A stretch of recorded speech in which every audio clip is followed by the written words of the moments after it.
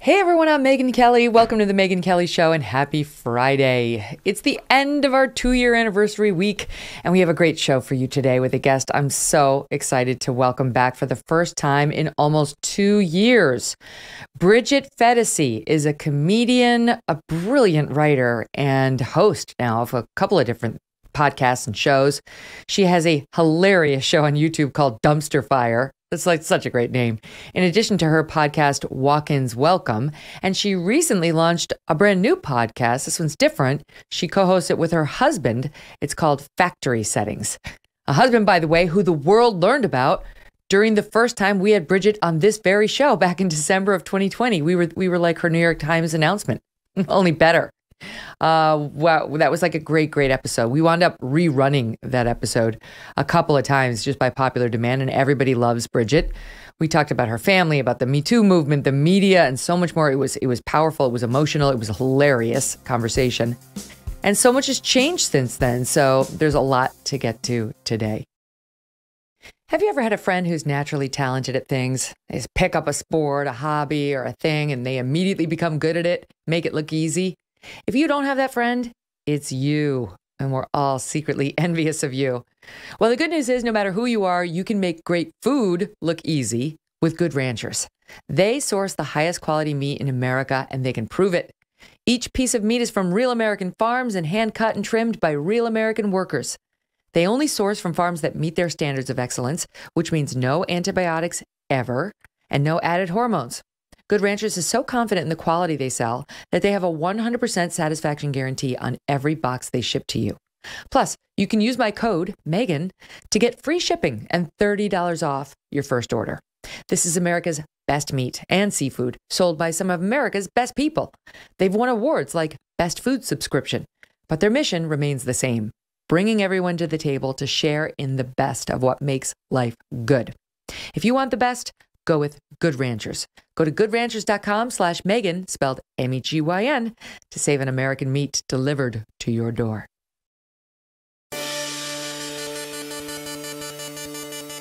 Welcome back to the show, my friend. How are you, Bridget? Hi, how are you doing? It's so good to be back. So good to be with you. And now we're doing it via video. The first time we didn't have video. Yes, this is a little unnerving being the first media hit I've done, I think, postpartum. You're not going to show us your boobs, are you? No. 'Cause we don't have the explicit warning on the YouTube, only on the podcast. They're occupied by one little human now. Yeah, well, I mean, I will say, and I'm not embarrassed to tell the world, as like a normal B cup, I was so excited to go up to a C cup when I had my kids. I'm like, yeah, this is awesome. I loved what happened. And then, of course, was the come down after the fact. Deflategate. that occurs. Yeah, that's right. Yeah, it's been wild. As somebody who has shown her breasts and loves the boobs in general as a source of joy and happiness for the world, have you been pleased with what's gone on since you became a mother and started breastfeeding? Yeah, it's really funny. Like you realize the body is actually functional. There's like a utilitarian aspect to it, and not just some kind of vanity project. That was really the most amazing thing about pregnancy, was just what a miracle our bodies are. The female bodies, it is insane what we can do. And even just breastfeeding, she's been breastfed only. Luckily, it came easily to me. She latched right away. I know I was worried because I've heard so many stories from women who struggle, and it's not always that easy. This was one aspect that was. And just the fact that I can keep this little being alive just with the milk I'm making is so crazy. And she's a big little girl. Once again, your boobs came through for you. Yeah. I know. It was really funny. Right after I had her, the nurses were like, "Your nipples are amazing. Do you know you have perfect nipples?" And it was like, right, in recovery.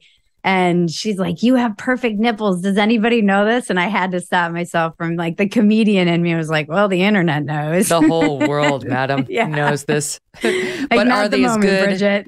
Are they as good as the nipples of that Canadian shop teacher, Bridget? I mean, there's good. And then there's like enormous protrusions coming out of the bottom of like 2 watermelons. That's how that how has we did to it. be a troll. That's a good question. A lot of people have asked that. Do you think? I mean, there was something going around, and who knows what's real because it was on the internet, where someone said that this person was in their class and that this guy was actually hated by the teachers, and he was getting in trouble for his toxic masculinity, and this was his way of trying to make the administration eat their own policies, and his long game was to get fired and then sue for discrimination. But who knows what's real? I mean, either way, the point is this is bad for kids. Either way, it's horrible for the students. But if that's true, I mean, some level of respect to the guy is owed because he got international attention and Canada looks ridiculous and the school looks ridiculous. So, but if it's true, the big reveal needs to come, like ASAP. He needs to say, maybe he can come on your show. 100%. I feel like who's talked about it more than I have? Very few, if any. I'm horrified by what he did. If this is real, he's a sick mofo who belongs nowhere near children. If it's a troll, some level of respect, because, you know, there are certain ways you can draw attention to stories like this, and they don't get anywhere near as much attention as the way this guy went about it. It's still bad for the kids, though. How are they going to learn anything? Unless they're in on it. Like, what if the kids are in on it and they're also anti-woke little Canadian, like, prisoners in this lunatic system? 2 of my producers work in Canada. I'm doing this for their children. I'm trying to save their children from being subjected to this nonsense. When I heard that it was Canada, I was like, no, it's probably true. It's probably a real story. Canada or San Francisco. Did you see San Francisco just today? No, they're not saying you can parade around your giant false nipples as a man who's dressing as a woman, but they're doing these. They instituted this crazy gender protocol that's, I mean, K through 5, that the parents cannot opt out of, saying the kids will be subjected to gender ideology and sexual identity discussions, and you can't opt out because this is important. This is life. So you can't drag your kindergartner out of this nonsense, even if you want to. I mean, this is part of the reason I need to get out of California. Yes. It's funny. I was, the culture wars were something I was able to mock and take almost like that sneering 90s chick in the back of the class who's like, oh, everybody's such a, cares so much. And then I had a kid, and now suddenly the culture wars come to you. There's no opting out of it. And there's no, the kind of mama bear in me really got activated because I want her to learn. I don't want her to be distracted about gender and all of this stuff. I want her to learn math and science and why this hyper focus on this gender stuff is so, it just feels inappropriate. I didn't think about any of that stuff when I was a kid. It just feels like, let them be kids. I don't know. I suddenly am like, maybe I'm a mom activist. Becoming a mother does change you for sure. And becoming a father. I mean, it's just becoming a parent changes the way in which you look at the world. But here's what they're doing in San Francisco. And this is the public school system. Okay. This is public. They have created a system. Chris Rufo got his hands in these documents because people leak to him now. God bless Chris Rufo. They've created a system for facilitating child sexual transitions for the K through 5 students, telling children they may choose a different name and set of pronouns than the ones they use at home, and that this new identity will be kept secret from their parents. Can you imagine? I've got a 3rd grader right now. If you how dare you talk to him that way? And tell him you can have a secret with him. That is the road creepy to hell, creating secrets between weird teachers and young single-digit children. Again, parents don't have the right to opt out of the lessons on gender identity and sexual orientation. And then in middle school, they begin promoting a program called Q Groups, which is designed to, quote, connect students to mental health professionals and clinics. And so far I'm like, okay, mental health professionals, this is good. Then it goes on, and clinics that offer gender affirming health services, such as puberty blockers, hormone therapy, and gender surgery. So they promote this program, which will connect your kid to the gender surgery clinic, and effectively creating what one critic has called a school to clinic pipeline, beginning in elementary school with secret child sexual transitions and concluding in middle and high school with referrals to gender affirming medical treatments. This is outright child abuse in the public school system. If the people of San Francisco who recalled Chesa Boudin do not get this pulled, then they deserve what they get.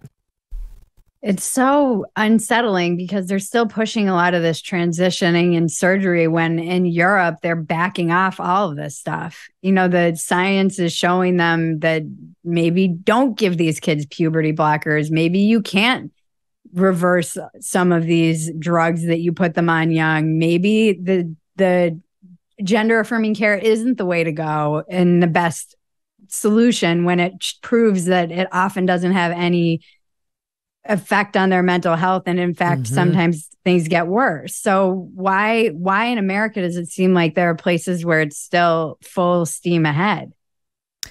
I got to take back what I said. They deserve what they get, because it's really about the kids. And it's like, this is abuse, and no kid deserves to be abused. Yeah. And the parents who are allowing this are effectively allowing the abuse of their children. So I'm less sympathetic to the parents who allow it, but I am sympathetic to the children who get pulled into this by authority figures and told, you know, pick your gender like it's pick your socks. And by the way, I thought of you, Bridget, because I'd read the whole packet. You know, my team gets me ready for these interviews and they give me a big packet. And I'd read yours and everything was interesting. It had so many of your articles, many of which I want to talk to you about. But this article on the news was given to me after I'd read it all.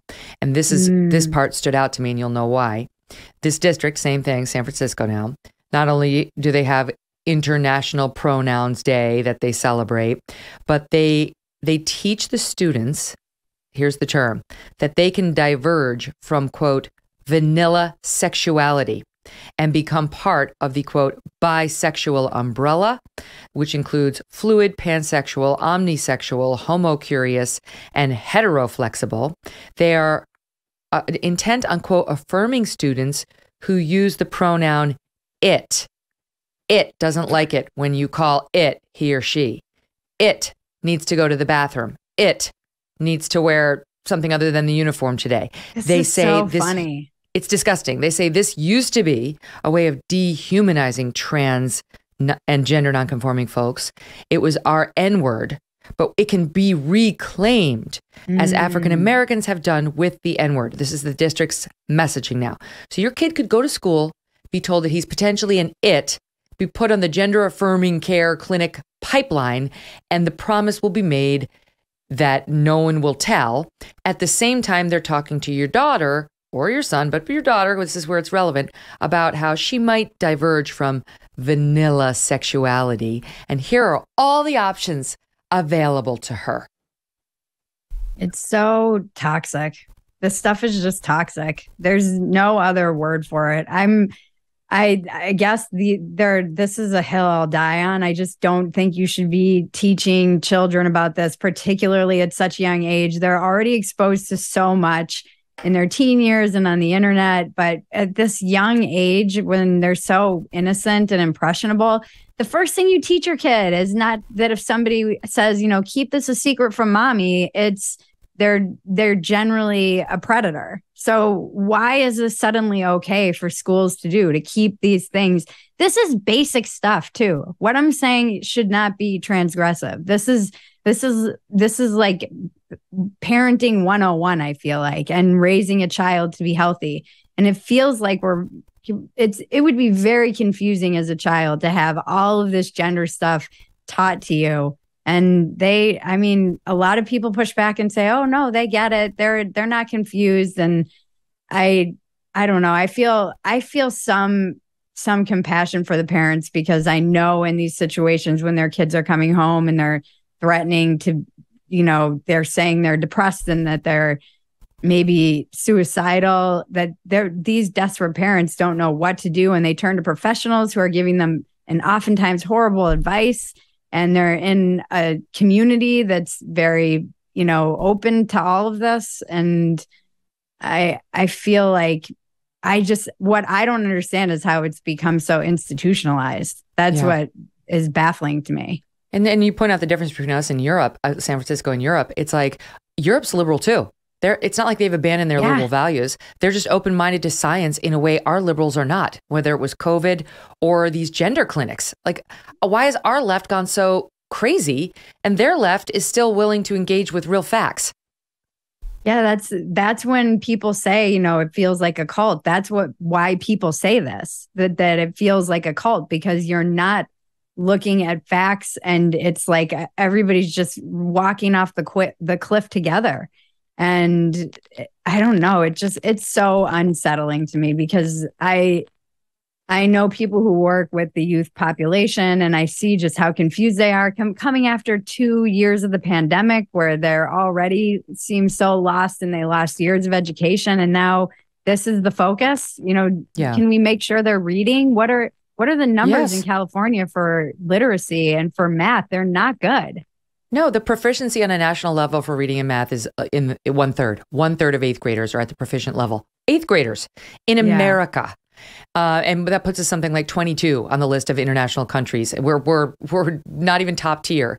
China's number 1, by the way. Okay. Somebody recently said China's giving their children broccoli, and they're exporting opium to our kids with all TikTok. Yeah, exactly. So we shove it down our kids' throats. We willingly shove the opium down our kids' throats. And this is a different form of it in schools, where we poison them. And the Chinese are laughing all the way to number 1 positions in education, and soon the economy and the military and so on.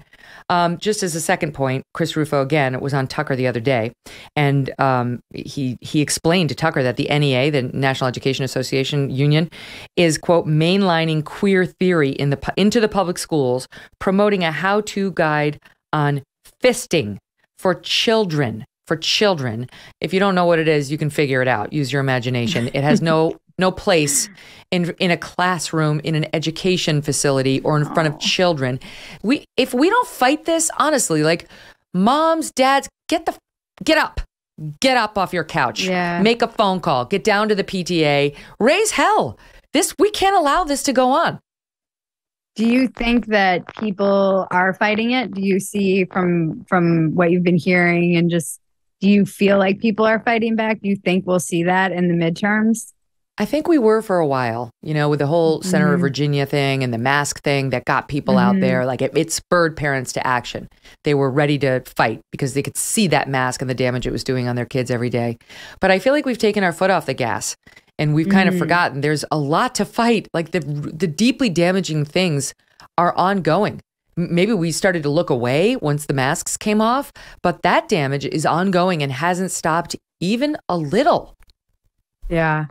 I wonder too, do you think it's the Roe v. Wade? Did that have people take their foot off the gas, or do you feel like the momentum was lost a little? Or I think most people are not activists. I'm not an activist either. They just want to live their life.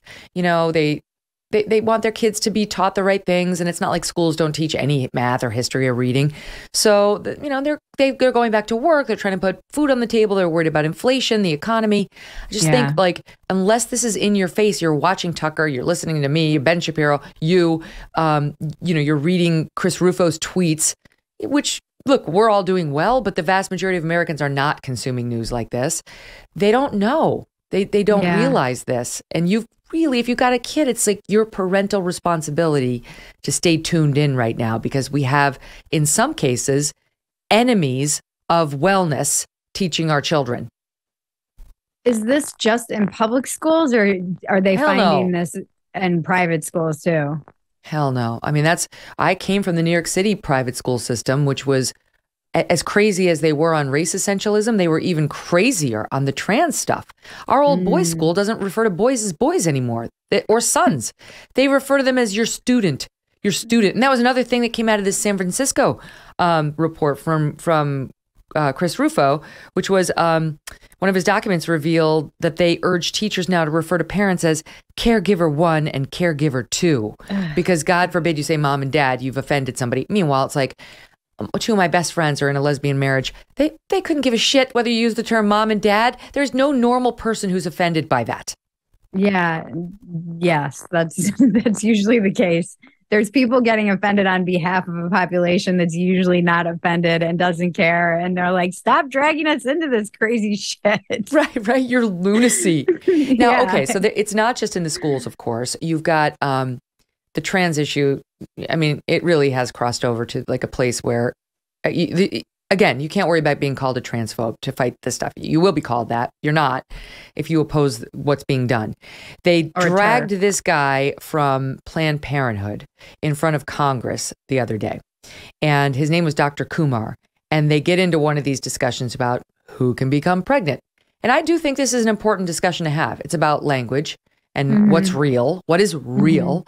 The fact is only biological women can become pregnant. That is a fact, okay? Science people, that's a fact. Listen to this guy who shows up in front of Congress on that question from Planned Parenthood. Dr. Kumar, can biological men become pregnant and give birth? So men can have pregnancies, especially trans men. Somebody with a uterus may have the capability of becoming pregnant, whether they're a woman or a man. That doesn't make a difference. Okay, we're done. Not every person with a uterus isn't complicated. has the ability. Can't believe it's necessary to say this, but men cannot get pregnant and cannot give birth, regardless of how they identify themselves. Thank you, sir. Thank you. The question was, can biological men, men, and the guy dodges it. And I love men can have pregnancies, especially trans men. What? Especially? So you're positing, doctor, that biological men can get pregnant? Okay. No, they cannot. Goodbye. Get out. That's how it should have gone. I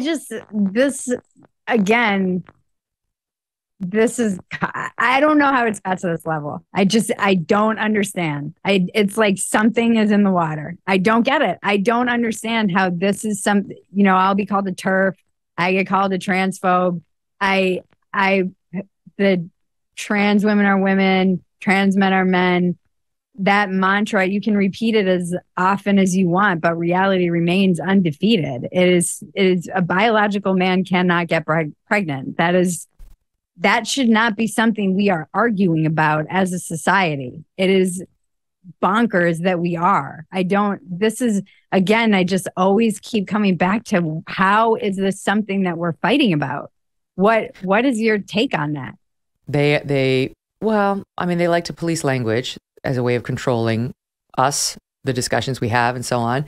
And then who would they be? Like the AOCs of the world, the people who are, quote, woke, who are in this 10% of the left, who have this bizarre agenda that they want to shove down our throats, and they want everyone to submit. And their way of getting us to is to call us names that historically have been deeply offensive, to try to silence us. Here was AOC in response to that exchange I just played for you. Here's how she responded. Listen.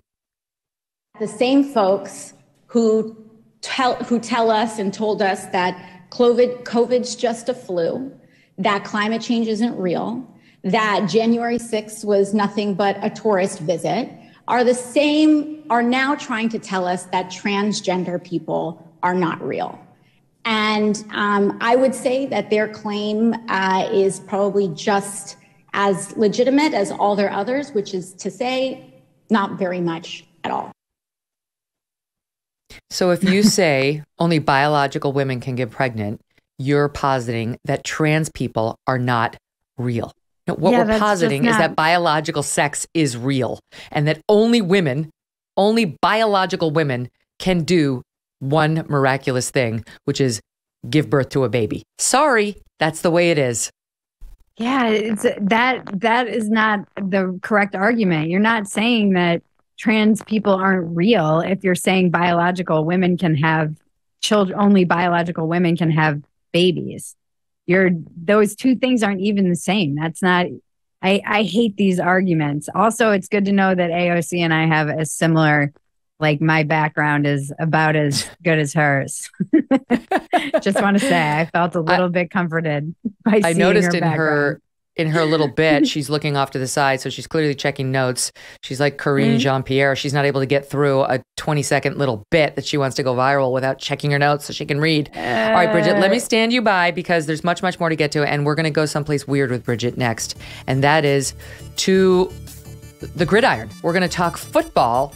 I'm really interested in what happened with this Miami Dolphins quarterback, and I want to discuss it, and we'll take it up next. First, though, we want to bring you another of our memorable moments from the first 2 years of this show.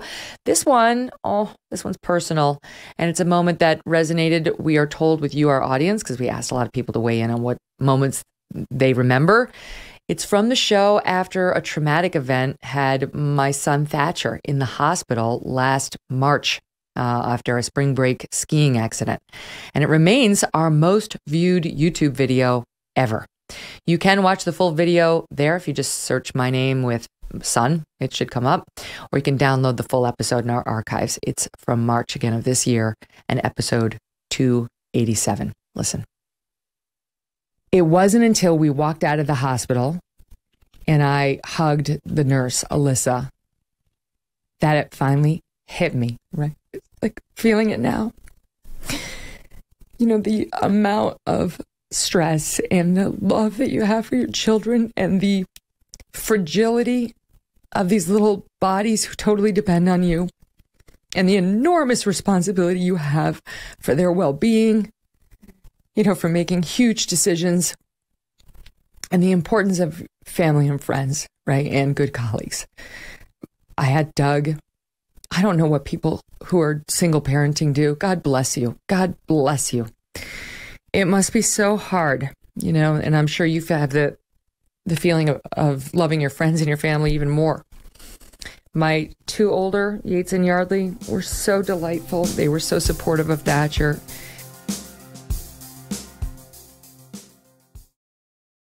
If you're like me, you're growing more and more concerned about the future.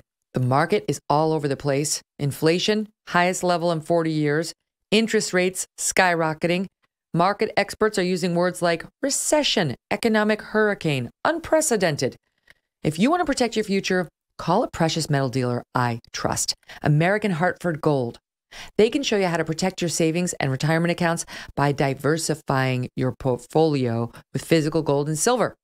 All it takes to get started is a short phone call, and they will have physical gold and silver delivered right to your door or inside your IRA or 401k. And they keep it simple. They are the highest rated firm in the country with an A+ rating from the Better Business Bureau and thousands of satisfied clients.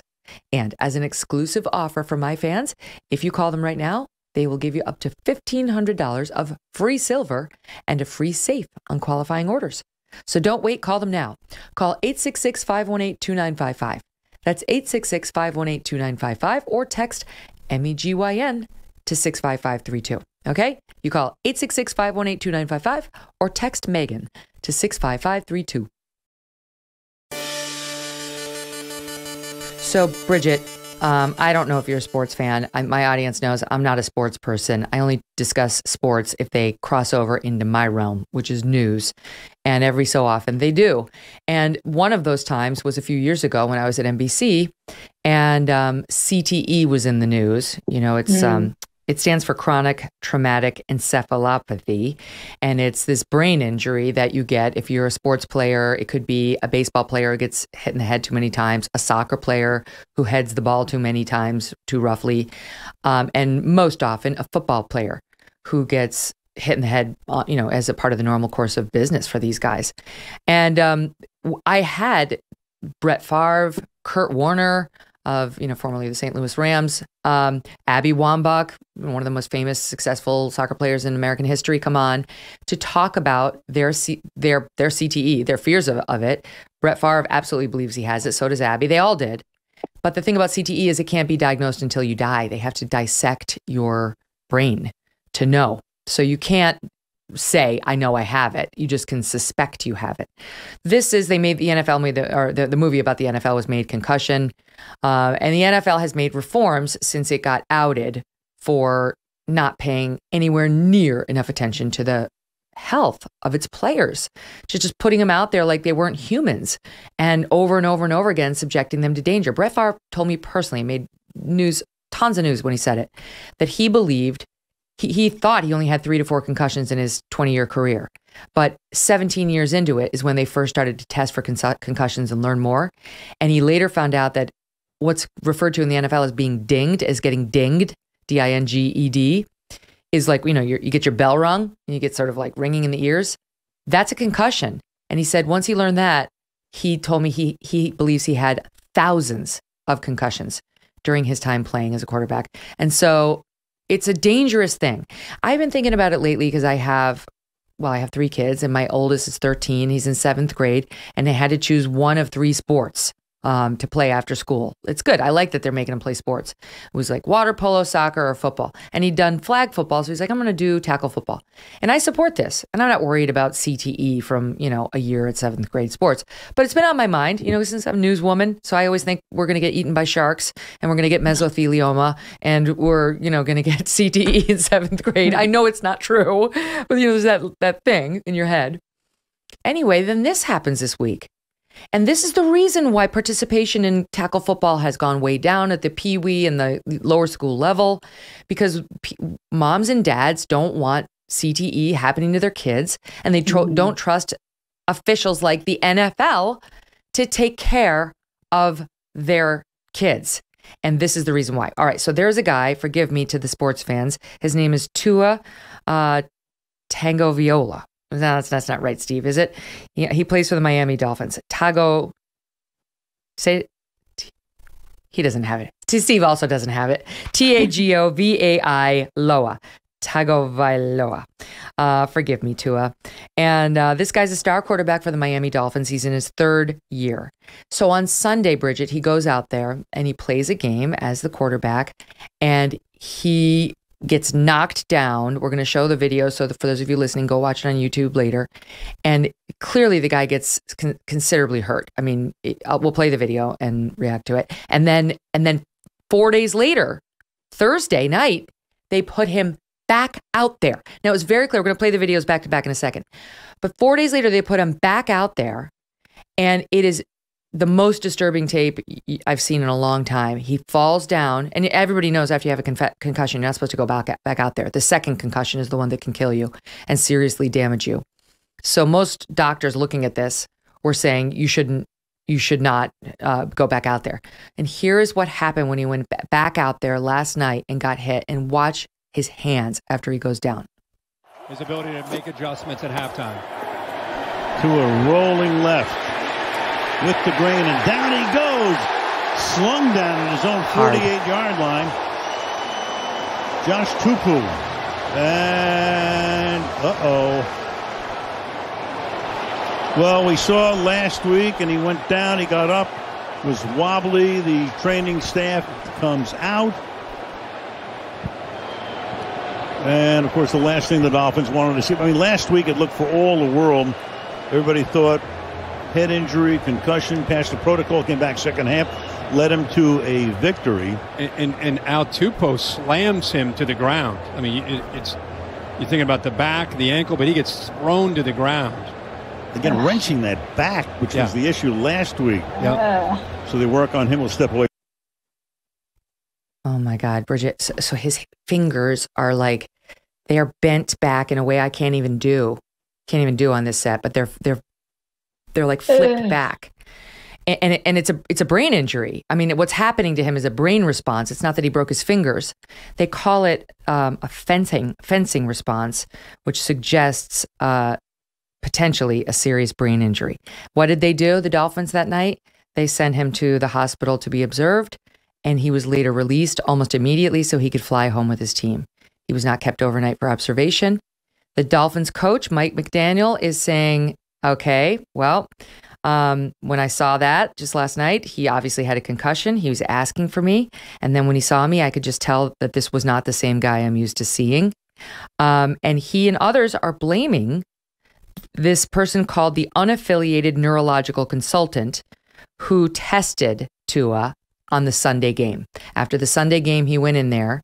And after he got knocked down on Sunday, he tried to get back up and he stumbled. He couldn't hold himself up. He looked like he'd had, singularly drunk a keg of beer. So he's wobbling all over the field. Then they sent him to the unaffiliated neurological consultant who's supposed to give you honest feedback. That guy cleared him he returned to the game. And there was all this hubbub online about why the hell did they return him to the game after anybody with two eyes could see the guy had what was clearly a head injury. And they said it was his back and his ankle. Okay, maybe that's true. Nobody I've seen online believes that. No football player I've been listening to online believes that. That he got sent back in.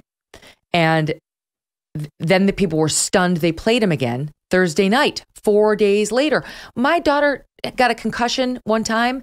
They were like, she's done. She will not be doing physical activity for a week, 10 days, maybe 2. 4 days later to send him into an NFL football game as the quarterback? But they did. And now people are, the Players Association is saying, this unaffiliated neurological consultant owes us answers. We don't care if he seemed lucid in the second half. These players want to play and will play hurt. They've had a lifetime of conditioning to do it. It's up to the officials, the authorities, the medical personnel to say, I'm sorry, buddy, it's not happening. It isn't safe for you. And the whole situation just disgusts me. I'm upset for this guy, for America's kids, for the sport, which is a great American sport. I don't know. What do you make of it?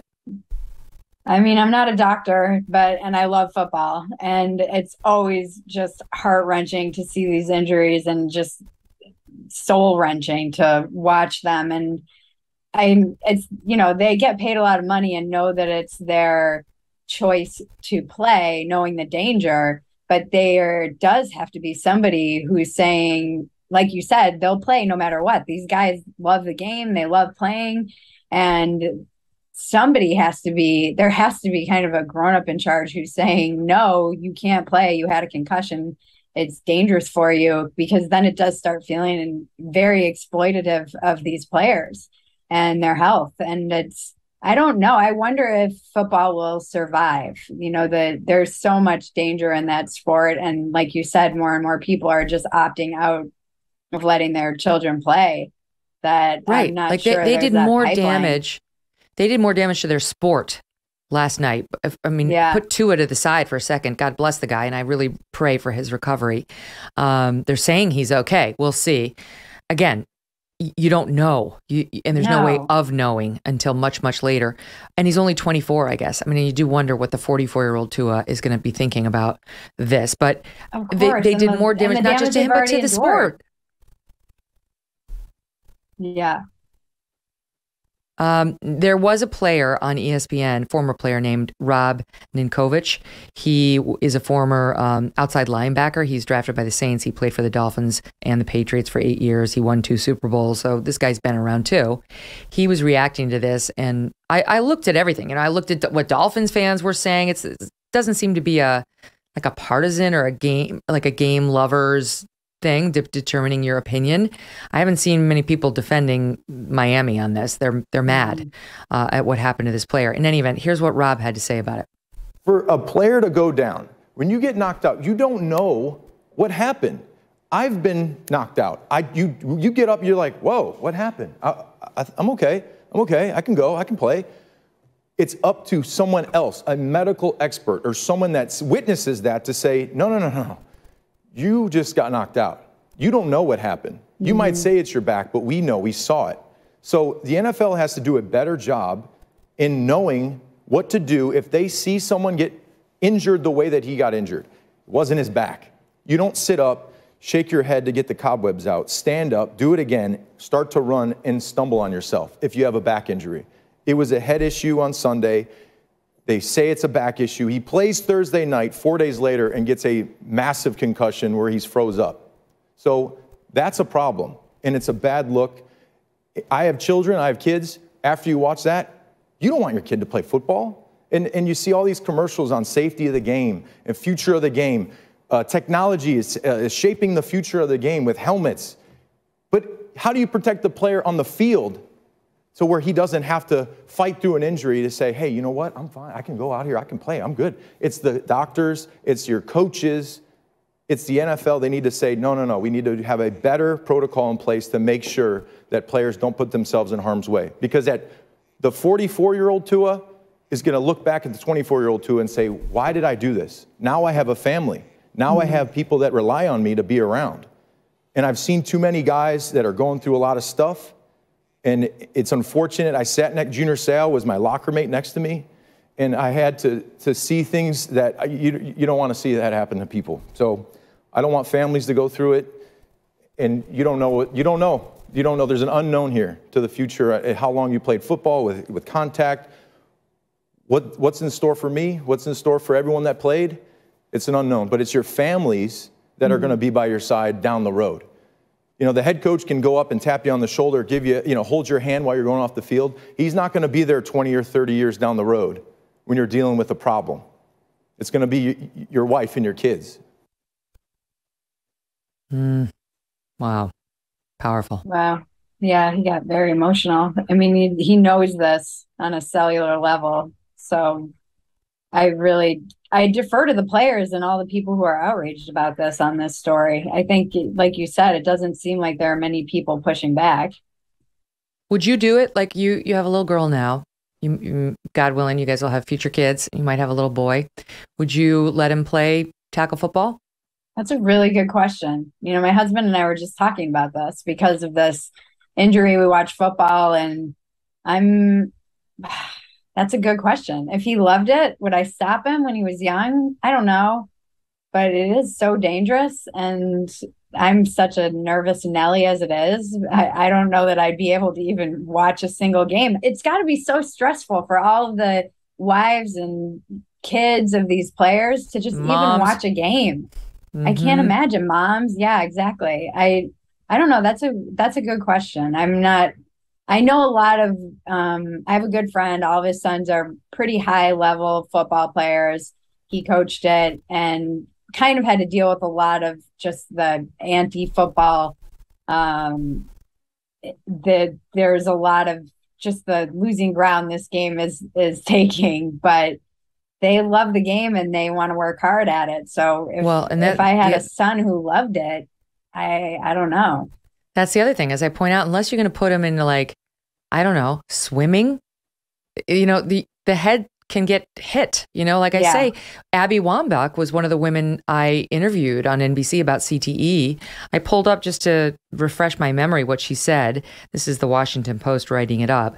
She said a cavalier attitude toward concussions early in her career reflected a real naive kid who didn't really want to face the truth about what her current situation was. Kurt Warner, for his part, said there were numerous times he played through brain injuries because the prevailing stance among football players at the time was, I'll do whatever I have to be out there. And I remember Kurt Warner telling me, if you didn't, you were considered a sissy. Like you play hurt. And that's still the mentality of the players, no matter what the new concussion protocol is. And he was not put in the concussion protocol, which they've instituted now under pressure after they were exposed for repeatedly endangering the players. He was not, because again, this neurological consultant, I guess, said this is a back/ankle thing. And, but that's why they have the protocols in place, because of course the player wants to play. It's millions of dollars. It's a lifetime of being told you play hurt. It's a tough guy scenario for a lot of these men. So there needs to be a layer of security behind them that said, and by the way, as that other player was pointing out, you don't know what's happened to you. You just got your bell rung. So you need, you have no idea whether you're okay, right? You need other unhurt professionals to say, you're sitting out. Yeah. Yeah. And I think there's the pressure to just be in the game while you can. And because there's always that fear of being injured, you want to make the money while you can make it. And you see these career-ending injuries and you think, what these people have devoted their lives to these moments, and to then they're afraid of losing that, obviously. In that moment, that can probably seem bigger than thinking, the long-term repercussions of these repeated brain injuries. That second hit, the one that happened on last night, Thursday night, where his fingers bend back in a way that is not human without anybody touching them. He's holding, for the listening audience, he's holding his hands in front of his face after having been knocked to the ground, and his fingers are bending in the most disturbing angle. It's clearly a brain injury, and I'm with the majority online, Sunday's injury appeared very much to be a brain injury as well. All right, I can't pass this moment without talking about, forgive me, but somebody else who clearly is suffering from the effects of maybe not a brain injury, but the deterioration of one's mental faculties. And that is the sitting president of the United States. All right, I've got to talk to you about this because yesterday, President Biden was at the FEMA headquarters in DC, right? They're dealing with what's happening in Florida, now South Carolina. Look at this. He was seen wandering away from the podium the wrong direction. Administration officials tried to stop him. They could not. Off he goes. This comes after Wednesday when Dr. Jill had to help her husband at a White House event when he once again began wandering off in the wrong direction. Look at him. He doesn't know where he's going. Last week, President Biden was at a Global Fund event. He left the podium, began wandering around while he was still being spoken to by another person, Bridget. Look at this. He just decided to leave. He just decided to peace out in the middle. This is a pattern. Back in April of this year, look at this. He left a North Carolina Agricultural Academy event. He started to attempt to shake hands with no one while wandering aimlessly around the stage. And then we pulled this one from August of last year when he appeared to get lost while on his way back to his house, meaning the White House. This is just a small sample of his pattern. It's deeply concerning. And honestly, Bridget, I don't know what to do. Yesterday, he referred to, where's Jackie? Well, Jackie's dead. Jackie passed in August. And every person in there who still has their, brain in order knew that. And then we got top of mind. She was just top of mind. If she was top of mind, he would have known that she had passed in August and that he shouldn't be looking around the room for her. So how disturbed do you think we should be? I mean, the gaslighting that occurs in the aftermath of these events, like that one you just described where the press secretary is asked about it and it's just, top of mind. We all saw this. Again, this is another instance where people are being told not to believe what they see with their own eyes. And we used to make a lot of fun of his gaffes on dumpster fire, but now it's not even funny. It's really disturbing and it feels like elder abuse. You can't, how are people okay with this on a human level? Not take away what party you belong to, take away your ideology, whatever team you are. How are you okay with somebody who clearly should just kind of be enjoying his grandkids and also running a country in a condition that is clearly not, he's not functioning at 100% or firing on all cylinders. Oh my God, and we're all just supposed to pretend this isn't happening. I know. That's the thing. It's like the Democrats need to do what's right and save him from himself and save the rest of us from him. He should not be in this office. He should not. For his well-being and the well-being of the country. Yeah, no, I mean, aside from the fact that he's running the country, let's take it down to just a human level. This person should not be in this position at all. Somebody should be taking care of him. It is that similar vibe of if somebody needs to say, you need to sit this game out, sir. You're not okay right now. You're exactly right. The well professionals on the side need to step in and say, you cannot do it. Actually, you cannot. Yeah. Well, if you heard him yesterday, and you heard that soundbite of him, like, where's Jackie? I don't know if we have that one here. Mm-hmm. But he's like, where's Jackie? Like, he can't even get the words out now, Bridget. It was like, on top of the fact that he was calling for a woman who has been dead now for a few months, he was like, well, she's August 6th. But like Ben Shapiro makes fun of Joe Biden with that affect on his show. And it's an exaggeration for humorous effect. You understand this as a comedian. It's become the reality. That's how he speaks now. Yeah, it seems like it's getting worse. It does seem like there's been a big deterioration, even just in the past couple of months. It feels, and I'm not sure how they really think that he's going to make it to 2024. Well, maybe they feel as most people do, which is if he goes while he's still in his first term, like goes voluntarily, steps down, we sort of declare him incompetent, whatever it is, look who we're going to get. Right. Then there's that. Pause. Pause. Yeah, it's like a Curb Your Enthusiasm episode. Boom, ba-dum, ba-dum, ba-boom. Oh, we do have the soundbite. Let's listen to it. Listen to it. You can't even string the words together. Here it is. And I want to thank all of you here for including bipartisan elected officials like Representative Governor, Senator Braun, Senator Booker, Representative Jackie. Are you here? Where's Jackie? I didn't think she was going to be here. Yes, where's Jackie? I mean, that really could be the bumper sticker of I whoever can't even takes laugh him at on. it anymore. It's so sad. Oh, and her family handled it so well, saying we feel sorry for him. We feel sorry for him. Bridget, stand by. Much more to get to with you. We're going to dive deep into Bridget's latest feelings on motherhood, on a past that she would describe as perhaps more promiscuous than she would like. She came really clean about it and in a very powerful essay. So powerful that, speaking of Ben Shapiro, he read the whole thing live on his show. We've got the real Bridget here to talk about it in moments. She's staying with us. And remember, you can find the Megyn Kelly Show live on SiriusXM Triumph Channel 111 every weekday at noon East. The full video show and clips by subscribing to our YouTube channel, youtube.com/Megyn Kelly. If you prefer to get your news via audio podcast, follow and download us. I am following the comments.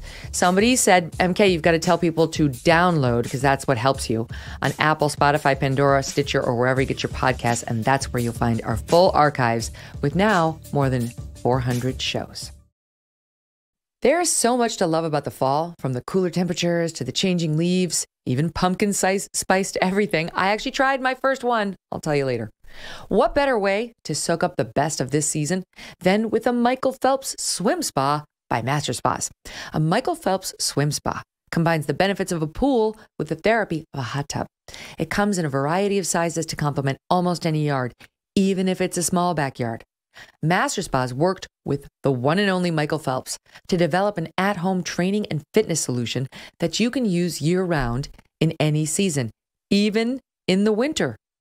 Exercising in the water is a great way to include physical activity into your daily life, whether you are a beginner or a fitness enthusiast. Relax after an afternoon of raking leaves and yard work. The hydrotherapy jets will massage away any aches or pains. As your fall calendar fills up, a Michael Phelps swim spa is the perfect place to spend time together as a family. After a stressful day, you and your spouse can go out there, chill out, catch up. It's something like a gift you give to yourself. Michael Phelps swim spas are 100% made in the USA by Master Spas, the world's largest swim spa manufacturer. It's energy efficient. You can use it all year long. Go to masterspas.com, put in the promo code MK, and that will save you $1,000 on a Michael Phelps swim spa or $500 on a Master Spas hot tub. Masterspas.com, promo code MK. Bridget, I agree with Ben Shapiro. Your piece on Substack just about a month ago, entitled I Regret Being a Slut, is, as Ben said, a beautiful and brave piece. It really was. And something near and dear to my own heart, because I've said this before on the show. I was in a much different place than you were, and our backgrounds are different, of course, too, but we're very aligned on virtually everything now. But the one piece of advice I give everyone's daughter going off to college is the same, and it is, don't be a slut. Don't be a slut. Don't give it away so easily, girls. Like, make them earn it. Remember your value. Like, having sex, you don't have to be in love, but it should be something really precious, and you don't just want any Tom, Dick, or Harry jumping on top of you, so to speak. You are there too, but you got there through a much more traumatic road. And I will just read this one piece of your amazing Substack piece to our audience. You write, if I get really honest with myself, I'd say most of these usually drunken encounters left me feeling empty and demoralized and worthless. I wouldn't have said that at the time, though. At the time, I would have told you I was liberated, even while I tried to drink away the sick feeling of rejection when my most recent hookup did not call me back. At the time, I would have said one-night stands made me feel emboldened. But in reality, I was using sex like a drug. You go on, the lie I told myself for decades was, I'm not in pain, I'm empowered. Oh, wow. So how did you come to that realization? Like, how did you spend so much time in that dark place? Was it sobriety? Did that behavior continue after? Like, what was it?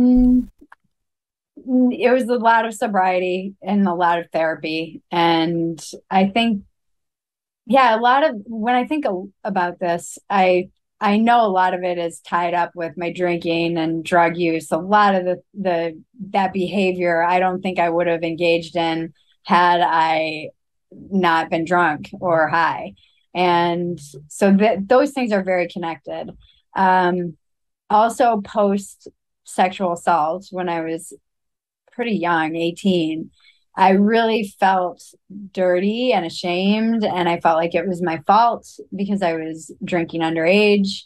And I felt like I was valueless now. And it wasn't like I hadn't already lost my virginity, but I had really only just lost my virginity when this happened. So I was still pretty early into my sexuality. And then I responded to it by being kind of hyper promiscuous, which is very common for women who have experienced trauma. They'll often just become they'll go into being more promiscuous, and it's a way to try and take control back. At least it was for me.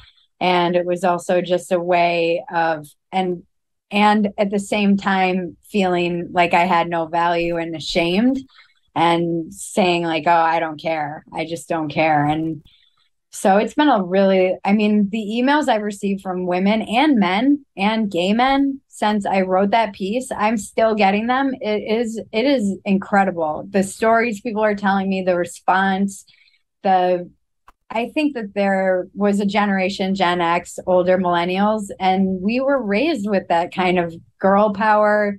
You can sleep your way to empowerment, and you can unyoke your heart from sex with no consequence. And a lot of those women are coming back saying, it's a trap. Don't go that way. I always felt like if I have sex with a guy, he's always going to have that over me. That's kind of how, I don't know if that sounds weird, but I just felt like it has to be with somebody who I trust to never misuse it against me. And who's not going to like, whatever, if I wind up being a lawyer, I wind up being a journalist, who's not going to be able to sit there being like, I did her. I never wanted to give that power to anybody who I didn't really trust.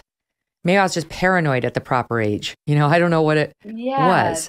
That's interesting. Where did you get your sex messaging from? Well, I'm Catholic like you, for sure. But I don't know. I wouldn't describe myself as a prude. It's not like I wasn't fooling around. I just was monogamous, and I was judicious in how many people I, offered that to. I guess, I don't know, Bridget. I thank God I never did suffer a sexual assault. And I did have, great messaging from my parents and an example of a very loving marriage. And my dad died when I was 15, but prior to that, my parents were very much in love. And I guess I just had a good foundation in this department. I was built up in terms of my ego and all, you know what I mean? Like not overly, but I think that is important. And I know you talk very openly in this piece about how you had a very different experience. You had a traumatic divorce in your family when you were young, and an undiagnosed mental illness in your stepfather, and things started to go south for you when you were on the same track I was on for a while there. Yeah, and I kind of get to the point at the end that you just said where I regret that those men can say they slept with me. And I've dealt with that even after I went on Joe Rogan. The number of guys that reached out and were like, oh, nice to be able to say I like banged someone. I was like, oh, this is so uncomfortable. I hate that. I hate this. And moments like that have made me reflect on, having to look at that feeling that comes up when I hear from a guy who's like, I got to say that I slept with someone who was on Rogan. It's just like, oh God, I feel that's not the You're even dumber than I thought you were. Yeah. Shit. But in your case, I see it very differently because I feel like that was the younger me anticipating how I wanted my life to go and how I didn't want it to go. But the older me looks at your life and says, there's zero point in regretting all of that. You shouldn't regret all of that. All of that went into making you this really thoughtful, wise beyond your years person who with this one essay did so much good. I mean, all the times I've said, don't be a slut, I haven't done anywhere near as good for women thinking about it or who might have been tempted to do it than you did with this essay.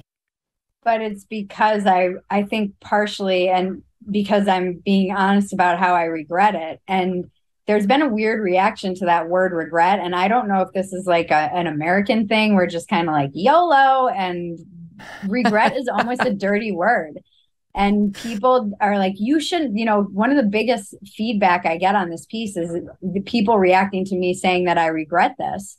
And I think that, I look at the arts and life is filled with regret. I feel like that's an emotion that weirdly has become something we're not supposed to have. And that's like a whole other piece that I could think about and consider, because I do regret these things. When I had those guys reach out to me and say, oh, I got to blah, blah, blah, the feeling that I have is regret. Like, I regret giving that to you. I regret not valuing myself enough. And of course, I did the best that I could with wherever I was at and all of that stuff. Mm-hmm. But there was always an intuition that I was ignoring. There was always, and that's really what I would say to young women. Don't ignore that intuition.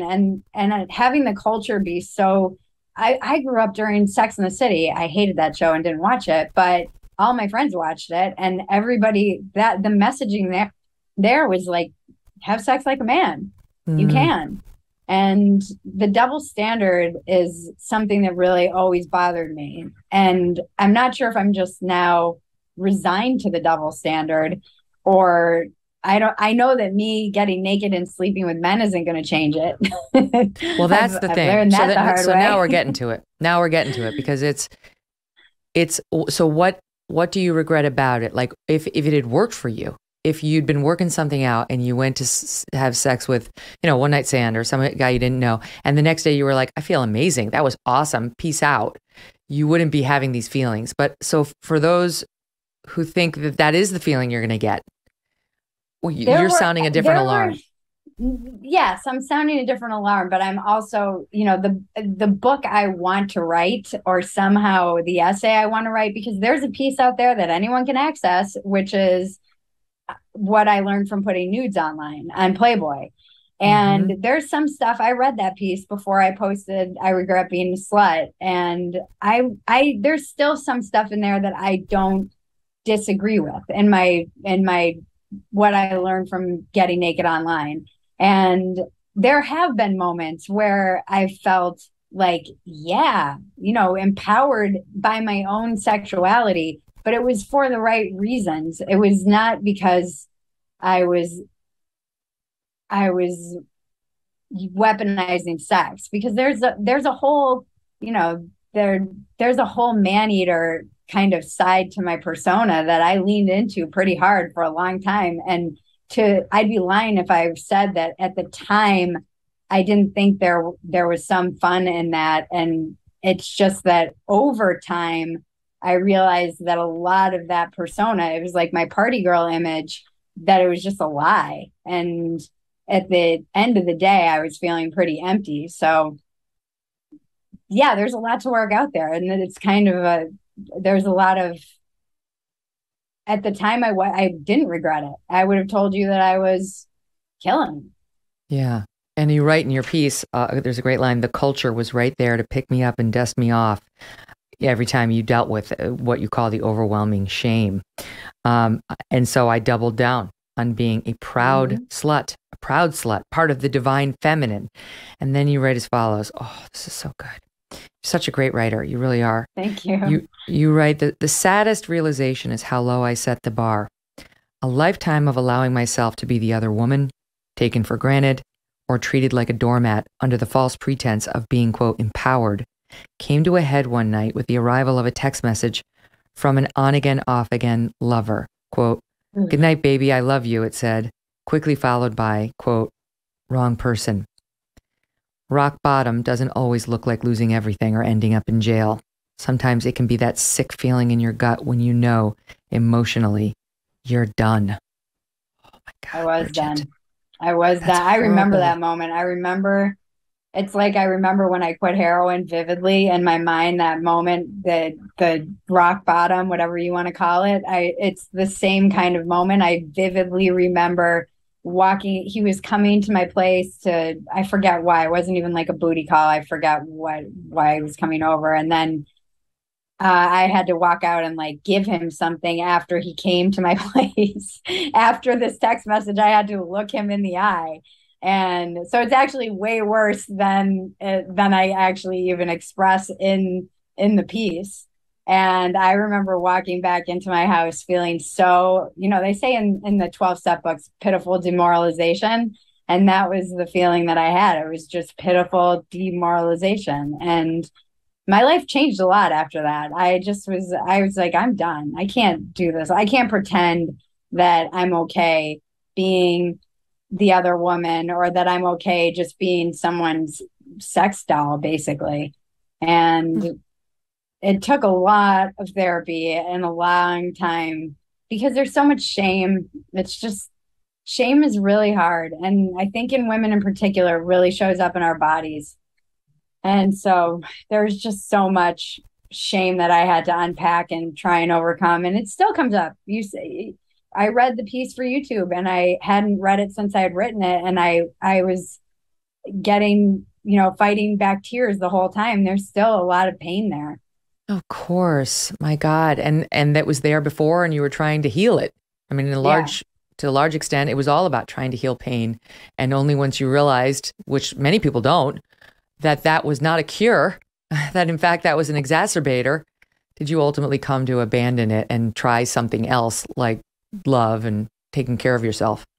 I think there's a real body count. I've heard from one of the emails that I read in the piece. When I read it, I talked about some of the responses I had received. And one of the emails was from a man who said he had watched his mom deal with a lot of what I dealt with drugs and alcohol and rotating cast of men. And she died of an OD. And I always get emotional. Yeah. I have a rule though, like don't ugly cry on the internet. That's why I could cry on your last podcast, because there's no video screen. Yeah. I'm like, I don't need those screenshots. Talk about shame. It is hard. Once it starts to come, it's really hard. It's like a cough. You almost have to let it out. Otherwise it's going to come out in an ugly way. I know. I think that there's that expression there, but for the grace of God go I. And reading these stories from people about what I would say is kind of this body count to the sexual revolution, it could have been me. It easily could have been me. Easily. Had I not gotten sober, it's a miracle I was given the opportunity to get sober, because in between getting sober for the first time and getting sober this time, I'll have 9 years actually in a couple weeks. There was 15 years. There was plenty of time for me to OD or die or worse. And there were little moments where I think I was able to pull myself back off the cliff, but I'm not really sure why I had that clarity at those moments.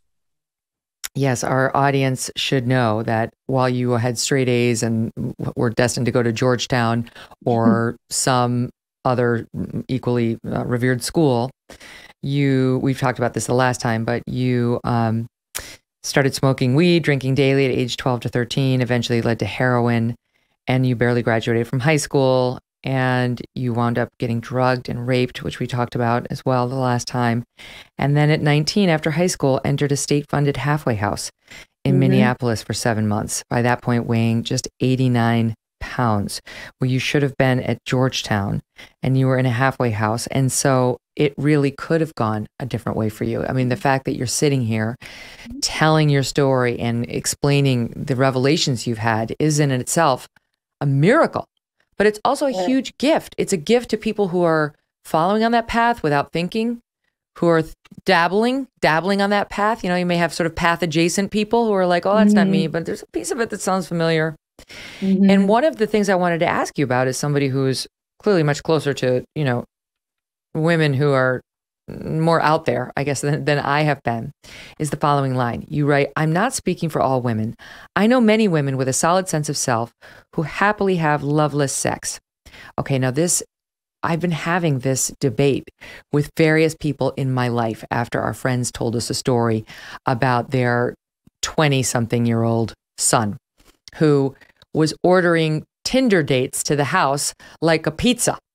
and the parents were like, okay, that needs to stop. You know, like, you're going to move out and you're going to do what you're going to do in your home, but you're not going to be doing that in our home. But they were describing how it was like beautiful woman after beautiful woman, night after night, was showing up at the house. Meanwhile, half the audience is like, what was that website? What? Where is it? Thanks to Tinder. And I mean, I'm a sexist pig, I guess, because my first reaction was, no woman's actually enjoying that. Like, that's a woman fishing for a husband, a boyfriend, you know, as a rich kid or a good looking kid or a athlete, or like you see something in that guy's Tinder profile that says, okay, I want to land him. I could not get it in my head that a well-adjusted, healthy young woman would swipe left on Tinder and show up and just randomly have sex with a guy and leave totally happy.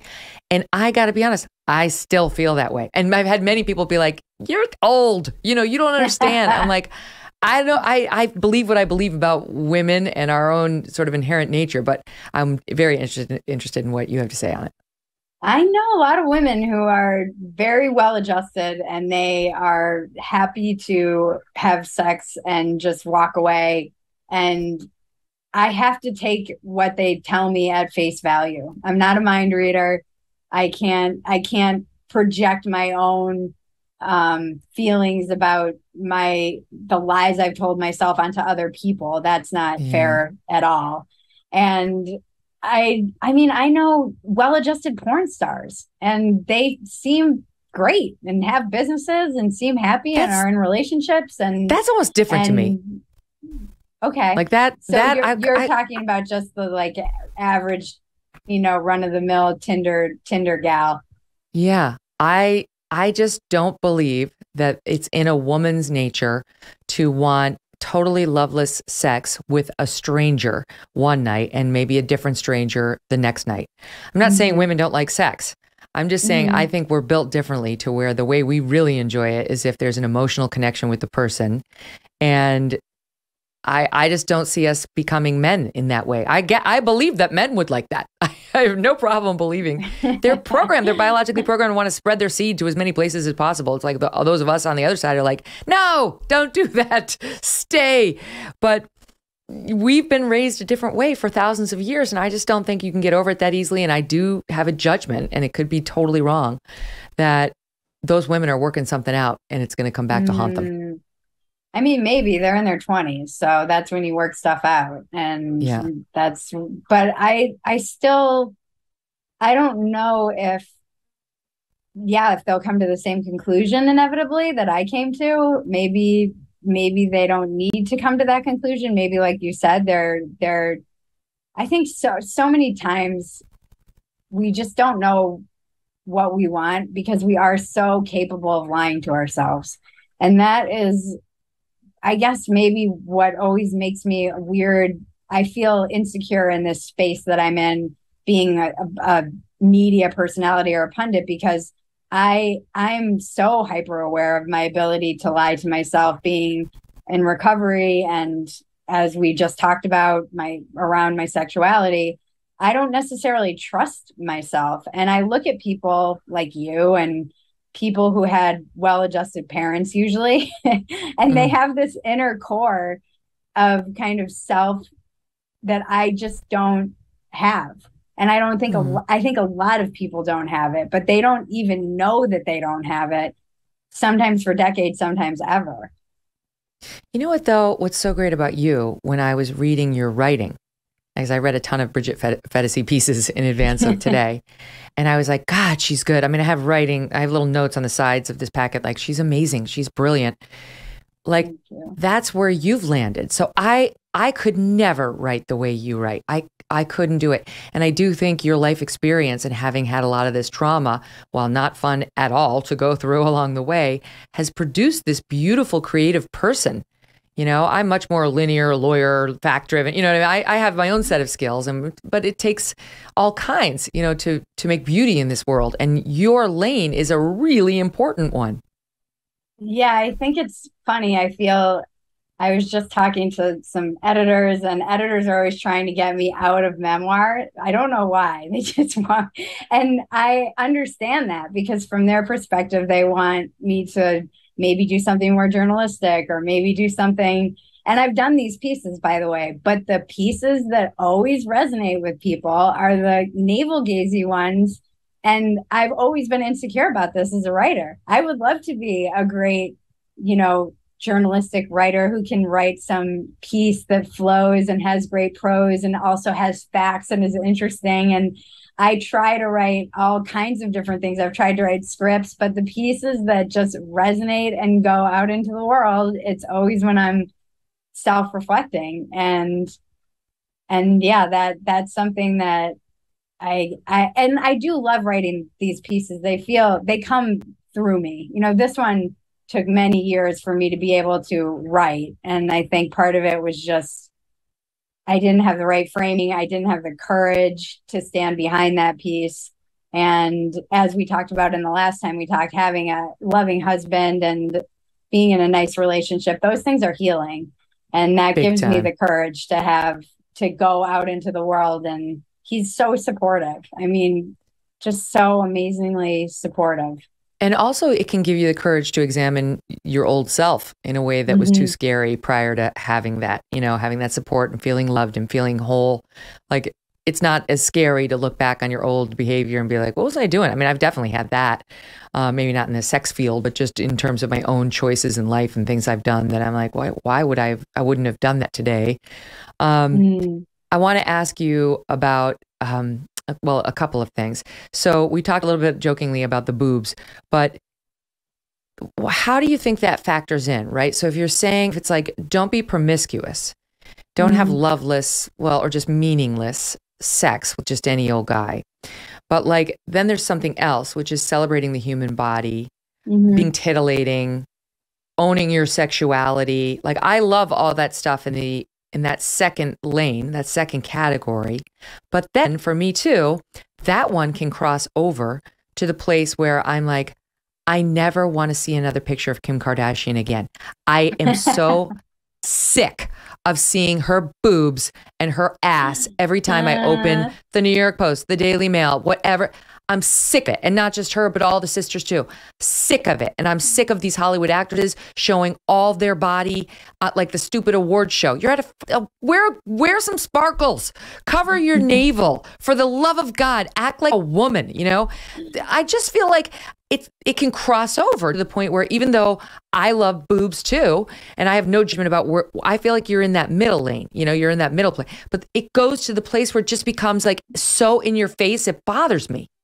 It's so, I think this is a really interesting, you know, we could talk for hours about this, because, and I vacillate between, I've been having this conversation with this writer, Thomas Zengotita. He wrote this book, Mediated, and I'm talking to him chapter by chapter on Walk-ins Welcome, because the book has been my Bible for a mediated world. But he always tells me that I have to caution myself about the curmudgeon effect, as he calls it, where it's like, get off my lawn, you know, like the kids these days. And I do have to, is that just us being, I remember talking to some young women, and it was during the whole Me Too era, and they were like, just because you old bags let guys grab your butt while you were waiting tables doesn't mean we have to do that. And that was a kind of revelatory moment for me, where I realized that I was just older and of a different generation, and they weren't going to put up with some of this stuff. And so is this just me getting older? Is this a culture that is hypersexualized and it's everywhere? Yes. And now, you know, we led off the show talking about how this creepy gender stuff and sex talk with kids it's so hypersexualized that seems somewhat normal, and it's not, it shouldn't be normal. And I also think that we're weird in America. You know, in Europe, they're not weird about boobs. I don't know if they're just no. like, we've seen some titties in our time. We're just an older culture. Yeah, Or, it could be. you know, why they don't have that weird puritanical kind of that we have in America. So I think there's a lot to this, and it has become a commodity. You see so many women on OnlyFans, and there was a teacher recently, I guess, who got fired because she was on OnlyFans, and yeah, this gets tricky. And I have a daughter now, and I recently did this. I was on an interview when I was pregnant, and the guy was pushing me. It was Elijah Schaefer who was at the Blaze. He's not anymore. And he was pushing me about getting naked and being pregnant and how I was going to talk to my daughter about that. And, you know, I think it's a good opportunity for me to have conversations with her when she's old enough about, if the school hasn't already had them for me, to talk about things like sending guys nudes and,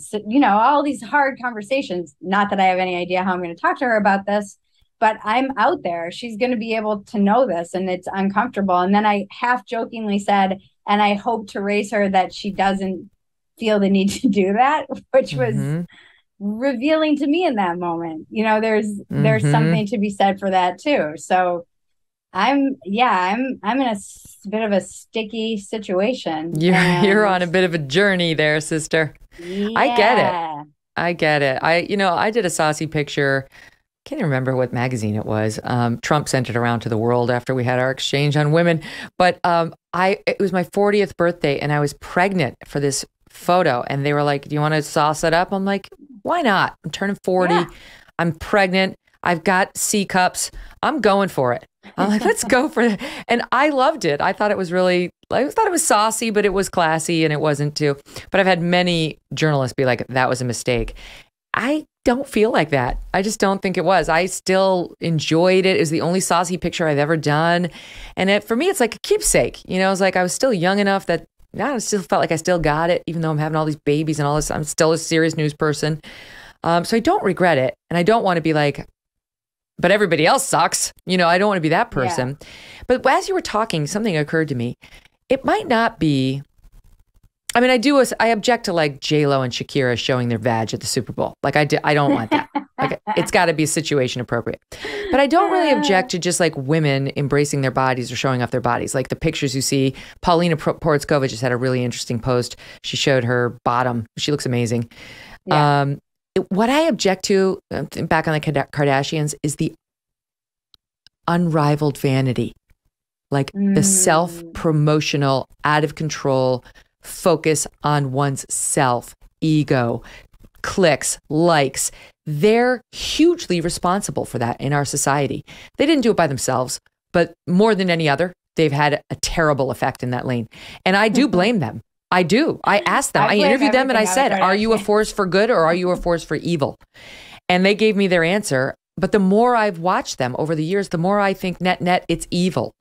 I don't think this is healthy. And that's what I object to. It's like their disgusting vanity, which has spread like wildfire in our society. The selfie culture is abhorrent to me. I think that's what I'm responding to, as opposed to some titillation from a beautiful woman here and there.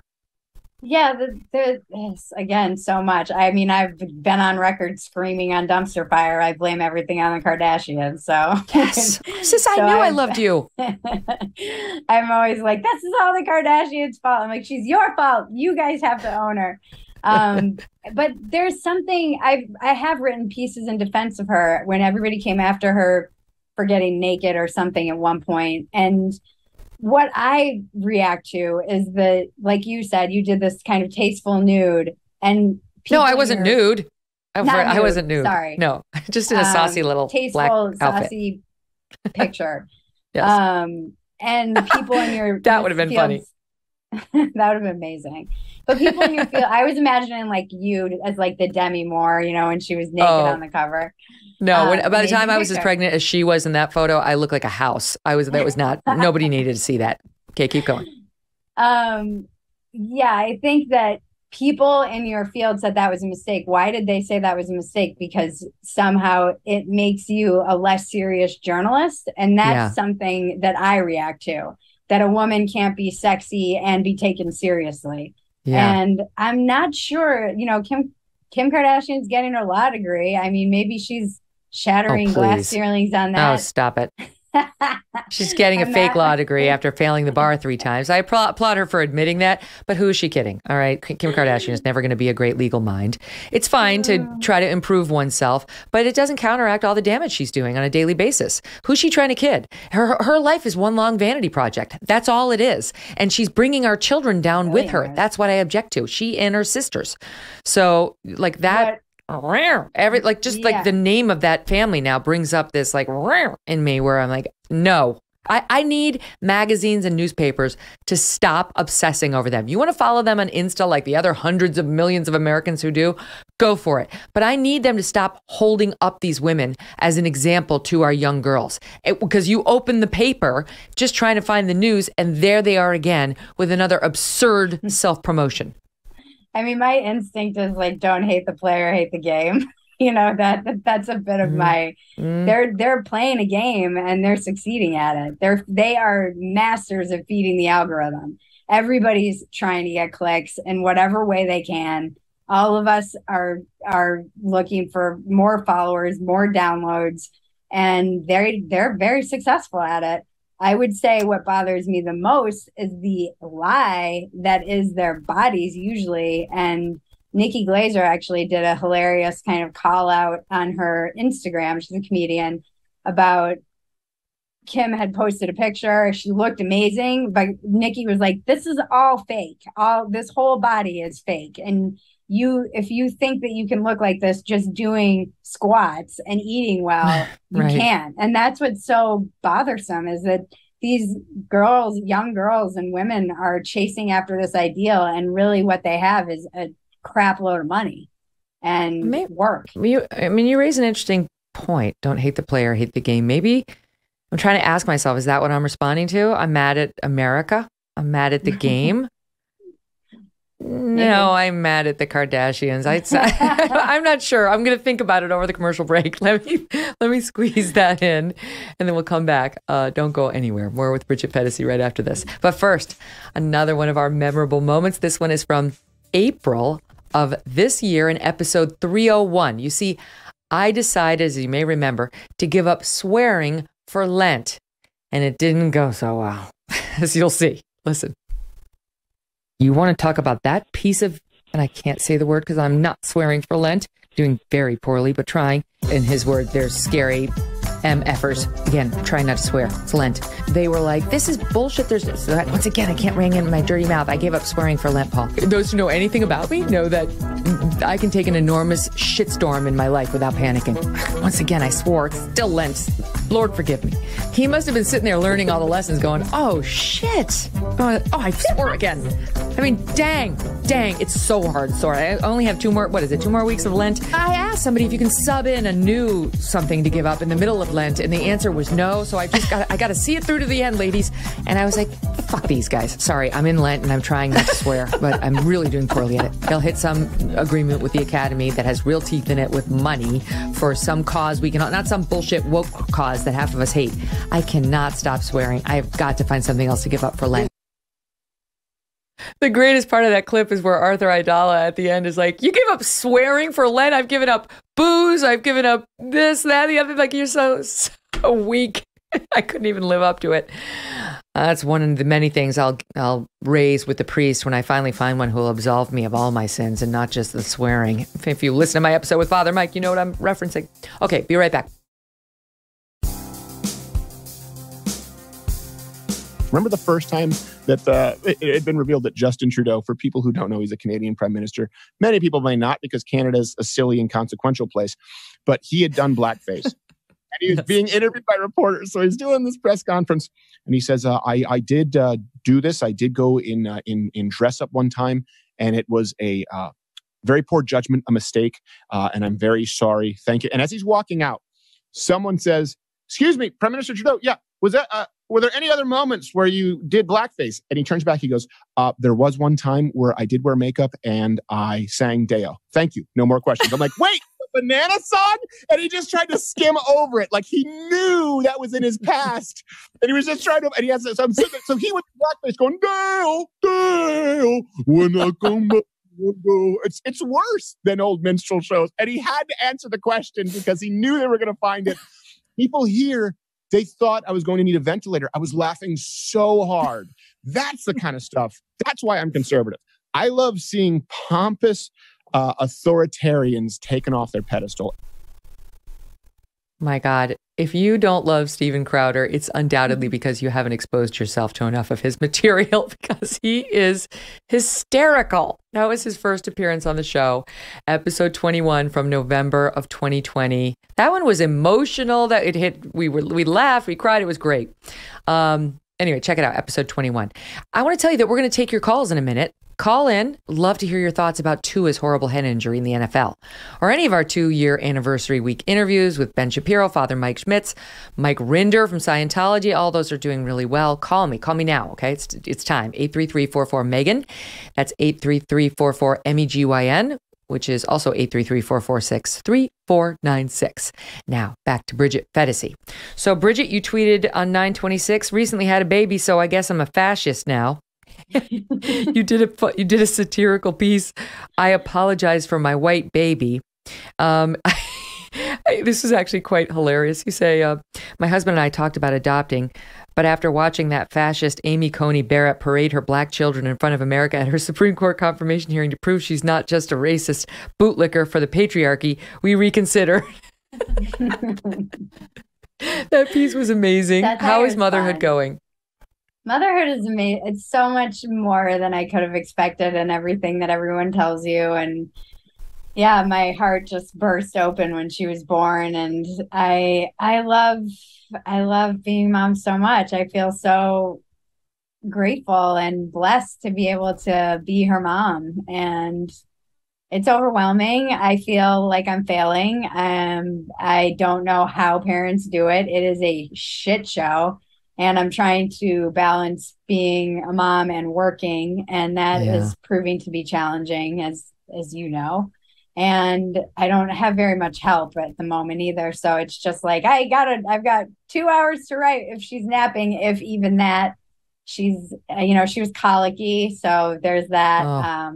We had that. I don't know if you had any of your children were colic, but the people who know. No, thank God, no. That's a tough one. Yeah, I'm ready. But I know that feeling. I remember looking even just at my first, who was, in retrospect, the easiest baby, right? But it's still your first, so you don't know what you're doing. And I'm like bouncing him. It was middle of the night, and like you don't know who to call. Like your village isn't there. And I just remember looking at him, going, "I'm sorry. I'm sorry. You got stuck with me. I'll be great later." When you're a little older, it's really going to work out well.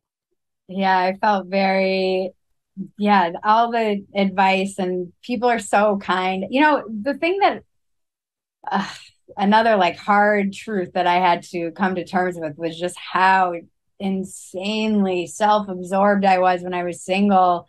When my siblings, sister-in-laws, friends, when they were all talking about their pregnancies, I'm like, why didn't I listen?